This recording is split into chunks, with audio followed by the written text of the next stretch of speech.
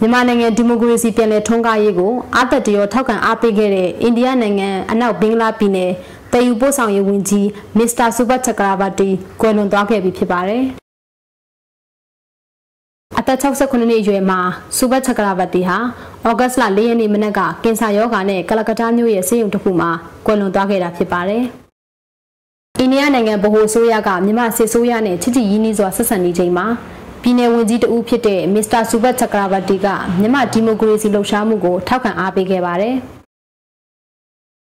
ဒါ့အပြင်အိန္ဒိယနိုင်ငံအကျဉ်းထောင်ထဲမှာ17နှစ်ကျော်ထိန်းသိမ်းခံနေရတဲ့ရခိုင်နဲ့ကရင်မျိုးချစ်တော်လှန်ရေးသမား34ယောက်လွတ်မြောက်ရေးအတွက်တွန်းတွန်းတိုက်တိုက်တောင်းဆိုခဲ့တဲ့သူတဦးလည်းဖြစ်ပါတယ်။မစ္စတာဆူဘတ်ချက်ကရာဗာတီဟာအနောက်ဘင်္ဂလားပြည်နယ်အစိုးရအဖွဲ့မှာတည်ယူပို့ဆောင်ရေးဝန်ကြီးအားကစားဝန်ကြီးအပြင်လူငယ်ရေးဝန်ကြီးဖြစ်ပါပူးတွဲဆောင်ရွက်ခဲ့ပါတယ်။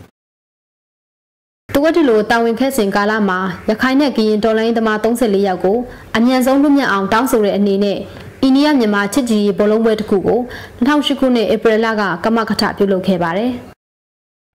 သူကွယ်လွန်သွားတဲ့အပေါ်မှာကျွန်တော်တို့မိစမအနေနဲ့ဝမ်းနည်းကြောင်းမတန်းတင်ပြောဆိုလိုပါတယ်။ဘာဖြစ်လို့လဲဆိုတော့သူ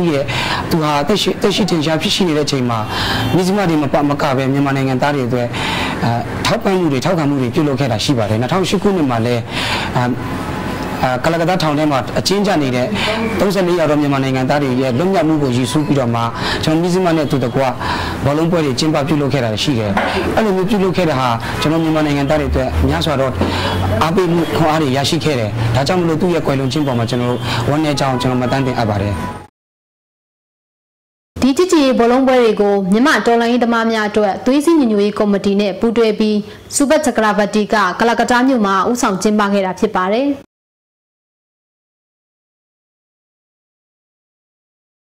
အဲ့ဒီလိုဆောင်ရွက်မှုကြောင့်လဲထုံနှောင်ခံထားရတဲ့မြန်မာတော်လှန်ရေးသမား34ယောက်အကြောင်းကို